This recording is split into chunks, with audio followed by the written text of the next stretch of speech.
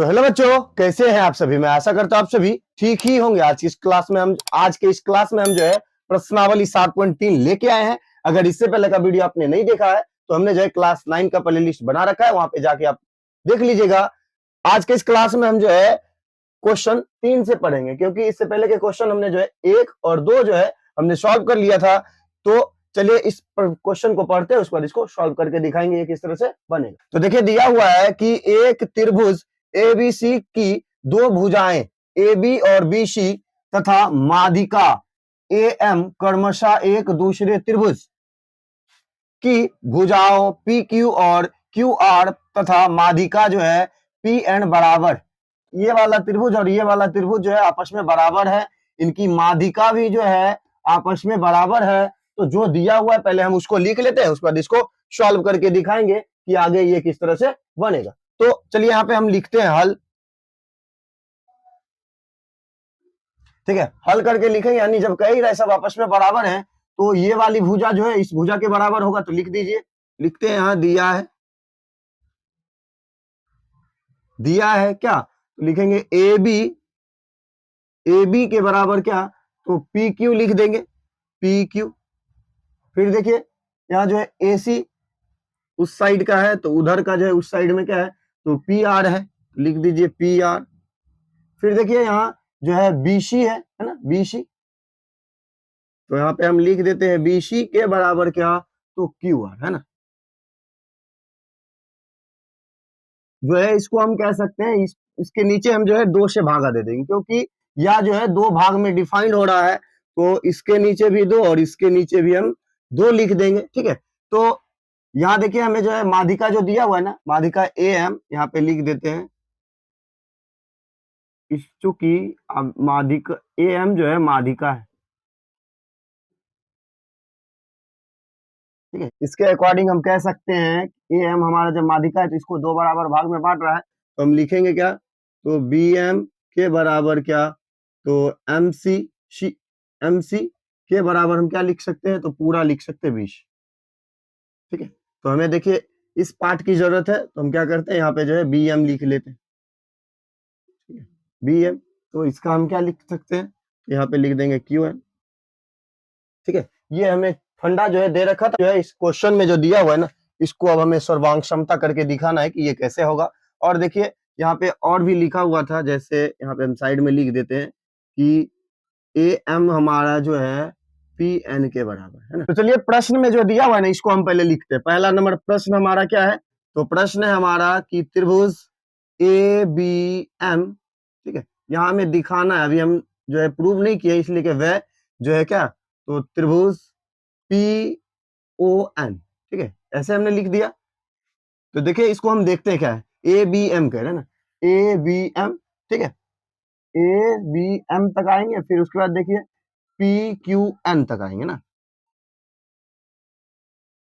P Q N तक आएंगे। ठीक, तो देखिए यहाँ पे जो है क्या क्या हमें मिल रहा है, जब कह ही रहा है कि आपस में ये जो है आपस में सब क्या है, तो आपस में बराबर है, तो बराबर है, तो इसको हम कैसे लिख सकते हैं, तो इसमें देखिए क्या क्या आता है, तो ये देखिए हम कह सकते हैं ए बी जो है पी क्यू के बराबर होगा, ए बी हमारा जो है पी क्यू के बराबर होगा। ठीक है, उसके बाद देखिए जो है हमारा ए एम जो है पी एन के बराबर होगा, जो हम लिख देंगे ए एम हमारा जो है पी एन के बराबर होगा। ठीक है, उसके बाद जो है क्या था, उसके बाद जो है बी एम ना, बी एम हमारा जो है क्यू एन के बराबर होगा, तो यहाँ पे हम लिख देंगे बी एम बराबर क्यू एन। ठीक है, ये देखिए क्या है, तो सारे भुजा जो है इसमें आपस में बराबर दिख रहे हैं, जिसके कारण हम इसको कह सकते हैं कि एस एस एस। ठीक है, या तो इसके अनुसार जो हम यहाँ पे कह सकते हैं कि अतः सब देखिए भुजा भुजा भुजा है, तो यहाँ हम क्या लिखेंगे, एस एस एस सर्वांग क्षमता नियम से। ठीक है, तो हम क्या लिख सकते हैं कि जो हमने वह करके लिखा था इसको हम क्लियरली लिख दे कि त्रिभुज ए बी एम यहाँ जो है सर्वांगक्षम, ठीक है, तो त्रिभुज पी क्यू एन, ठीक है, यही हमें दर्शाना था, तो हम लिख देते हैं यहाँ प्रूव्ड। ठीक है, ये हो गया। उसके बाद देखिए दूसरा क्वेश्चन जो दिया हुआ है ना, इसको हम सॉल्व करके दिखाते हैं। ठीक है, तो पहले जैसे हमने यहाँ वह करके लिखा था, इसको भी जो है उसी तरह से लिख देंगे। दूसरा क्वेश्चन यहाँ पे हम लिखेंगे कि क्या दिया हुआ है कि त्रिभुज ए बी सी जो है यहाँ वह, फिर क्या लिखेंगे तो त्रिभुज पी क्यू आर, है ना, कुछ इस तरह से दिया हुआ है। तो देखिए यहाँ पे हम क्या कह रहा है वो हम पहले समझ लेते। ए बी सी यानी पूरे त्रिभुज के बारे में कह रहा है, इस त्रिभुज का। फिर देखिए पी क्यू आर ना कि शॉर्ट में दिया हुआ है ना, जैसे इसमें हमें क्या था तो ए बी एम तक ही आना था, लेकिन यहाँ क्या है, यहाँ से लेके पूरा त्रिभुज के बारे में कह रहा है, तो यहाँ पे हमें दर्शाना है क्या क्या इसके बराबर। ठीक है, तो देखिए यहाँ ये ए बी जो है कह रहा है क्या, तो पी क्यू जो है दोनों आपस में बराबर है, तो हम यहाँ पे लिख देंगे ए बी के बराबर क्या, तो पी क्यू, यहाँ लिख देंगे दिया है। ठीक है, दिया है। फिर उसके बाद देखिए यहाँ जो एक कोण आ रहा है, ये कोण जो है इस कोण के बराबर होगा कोण बी बराबर कोण क्यू, ये भी हम जो है ये ऐसे हो गया। तो फिर देखिए यहाँ जो है क्या है, तो बी सी जो है क्यू आर के बराबर है, तो यहाँ पे लिख दीजिए बी सी के बराबर क्यू आर, है ना, ये लिख देंगे दिया है। ठीक, ये तो हो गया। अब इसको बताना है कि ये किस सर्वांग समता से बिलोंग करता है। तो देखिए यहाँ पे हम देखते हैं क्या, तो ये पहला भुजा है, उसके बाद देखिए कोण की बात हो रही है, फिर भुजा, यानी हम लिख सकते हैं अतः एस ए एस सर्वांग समता, सर्वांग समता, सर्वांग समता नियम। ठीक है, नियम से क्या लिख सकते हैं, तो यहाँ जो है जो दिया हुआ था उसको क्लियरली लिख दीजिए। तो त्रिभुज ए बी सी सर्वांग सम क्या, तो त्रिभुज पी क्यू आर, है ना, यही हमें दर्शाना था, तो लिख दीजिए प्रूव्ड। ठीक, तो ये हमारा क्वेश्चन जो है बन के रेडी हो गया। तो चलिए इस क्वेश्चन को मिटा लेते हैं, इसके बाद क्वेश्चन 4 को पढ़ के दिखाएंगे किस तरह से बनेगा।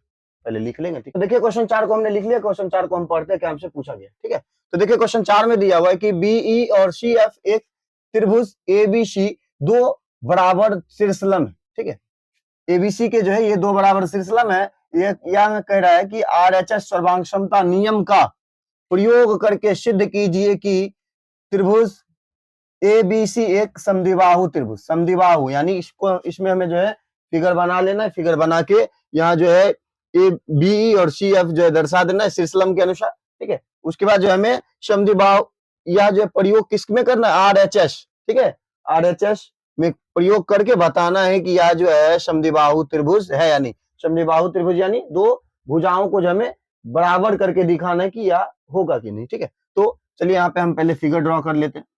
फिगर हमारा जो है बनेगा, बनाइए।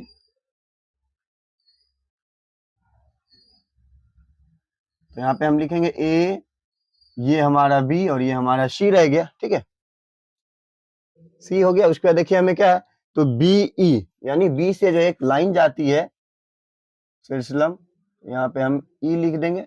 फिर देखिए सी से जो एक लाइन जाती है एफ। ठीक है, ये हो गया। तो हम जानते ही हैं कि यह जो है 90 डिग्री का कोण बनाता है। ठीक है, तो दोनों आपस में जो है 90 डिग्री का कोण बनाएगा। यानी हम जो है क्या करेंगे, यहाँ देखिए एफ था ना, यहाँ लिख देंगे एफ बी सी से चलेंगे ना, यहाँ पे हम लिख देते हैं त्रिभुज एफ बी सी व जो है लिख देंगे ई बी सी, त्रिभुज ई बी सी। ठीक है, इसके अकॉर्डिंग चलेंगे। तो यहाँ पे हम हल में लिखेंगे, हल। तो देखिए हमें क्या दिया हुआ है कि बीई जो है सी एफ के बराबर है, तो यहाँ पे हम लिख देते हैं बीई बराबर जो है क्या, तो सी एफ। ठीक है, ये हमारा हो गया। उसके बाद देखिए बीसी जो है दोनों में आ रहा है ना, बीसी बीसी है ना, बीसी और बीसी दोनों में आ रहा है, यानी ये जो है हमारा वेनिष्ठ बिंदु होगा। तो लिख देंगे यहाँ बीसी के बराबर बीसी उभयनिष्ठ, उभयनिष्ठ भुजा।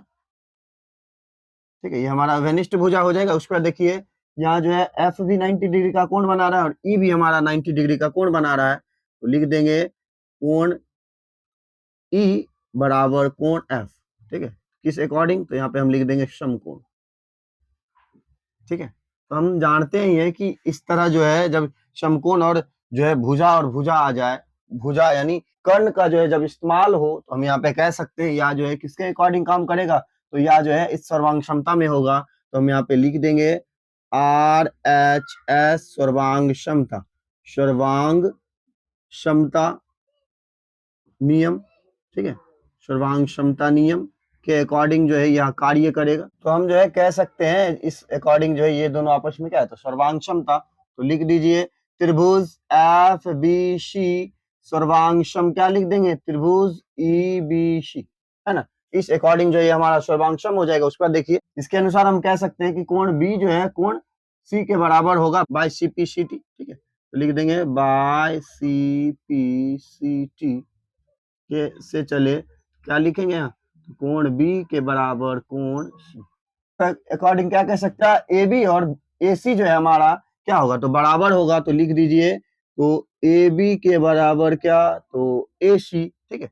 यहाँ जो हम कह सकते अतः जो है त्रिभुज ABC एक समद्विबाहु त्रिभुज,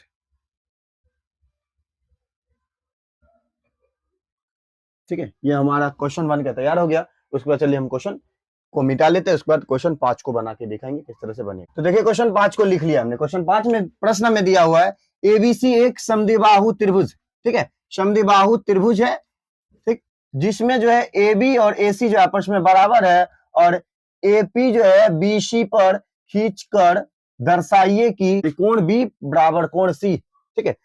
तो यहाँ देखिए हमें जो है एक फिगर बनाना होगा, ठीक है। फिगर समझाने के बाद जो है उसके अकॉर्डिंग हम कुछ काम करेंगे। तो चलिए फिगर को पहले ड्रॉ कर लेते हैं।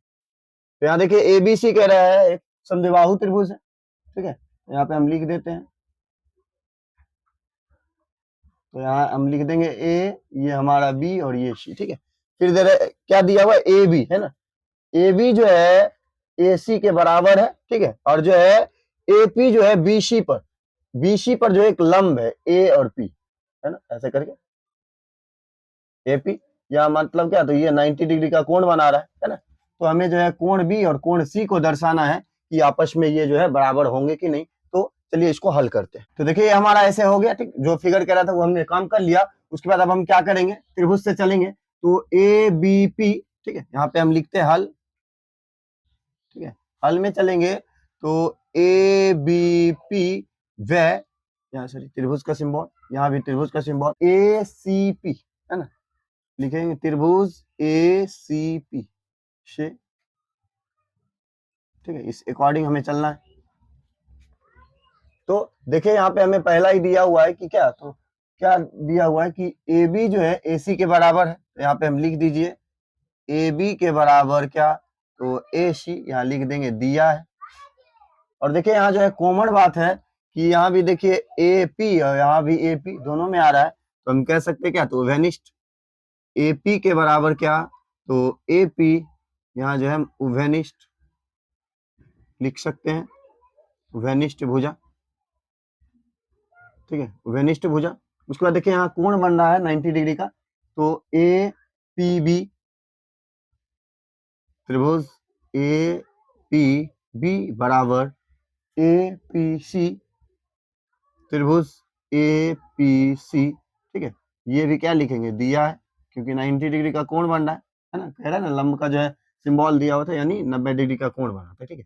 ये भी हमारा दिया हुआ है कि हम इसको समकोण भी कह सकते हैं, ठीक है। ये समकोण का सिंबल बन रहा है। तो यहाँ पे हम क्या कह सकते हैं, तो RHS, ठीक है। तो देखिए ये हमारा जो क्या, तो कर्ण को दर्शाता है, ठीक है। इसमें जो हमें वही नियम लगाना है। तो लिखेंगे अतः RHS नियम सर्वांग